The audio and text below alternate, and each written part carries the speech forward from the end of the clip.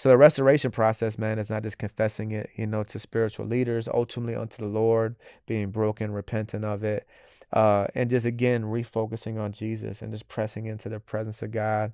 But the takeaways, man, that I really want to lean into that is the restoration process. And I mentioned this in a previous episode about my homie. He used to always drill this home to me, about asking why, before the Spirit of God in prayer, asking God why, and allowing the Spirit of God to bring things to our mind, to reveal things unto us, ultimately through His Word, but in prayer and through fellowship and community. Like, why do I wrestle with sexual sin? And I think for me personally, like I think with any sin, it's like, yo, we're seeking fulfillment. That's like the general answer, right? It's like the obvious. It's like we're seeking fulfillment apart from Jesus.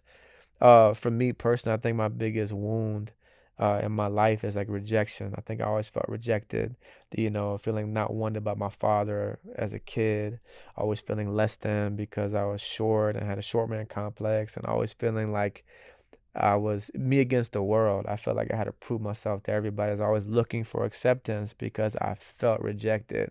So I think for me at a young age, I began to look for acceptance like sexually. You know what I mean? With women, like, okay, if she wants me, if I can attain her sexually, then I must be worth wanting. I must be worth something.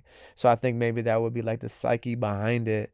So to me, like, all right, that's the lie that I'm believing, from the enemy, that I'm seeking acceptance. I'm seeking, like, I'm thinking I'm not enough, so I have to replace that lie with the truth of God. Like, hold on, man, like God loves me, like I'm his son, that I'm his beloved, I'm his precious possession, I'm a royal diadem in his eyes, that I'm his church, I'm his bride. He laid his life down for me. And that's just the application I just want to drill home today. And I know it's one thing to say it. I can sit down in this chair on this pod and I can say, like, yo, Jesus is enough, and it cannot mean anything, but to truly understand that and grasp it, and which I feel like still, like, we have to fight to walk in that reality every day. So therefore, we don't go outside looking for fulfillment in the wrong places, in the things of the world and sexual sin, things like that. Like, yo, Jesus is all I need, like, for real. Like, he's enough.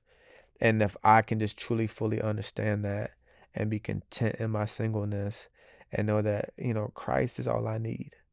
And understanding that I did have an advantage even to that, being incarcerated for so long, that I went years upon years of being alone per se, not being in a relationship, that he is all I had. He sustained me, not apart, and not including like family members and, friends in there, obviously.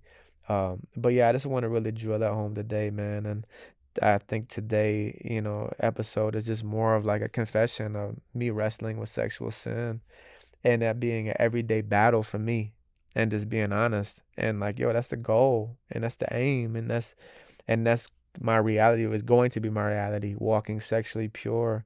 But it's a battle, throughout the process. So for anybody watching,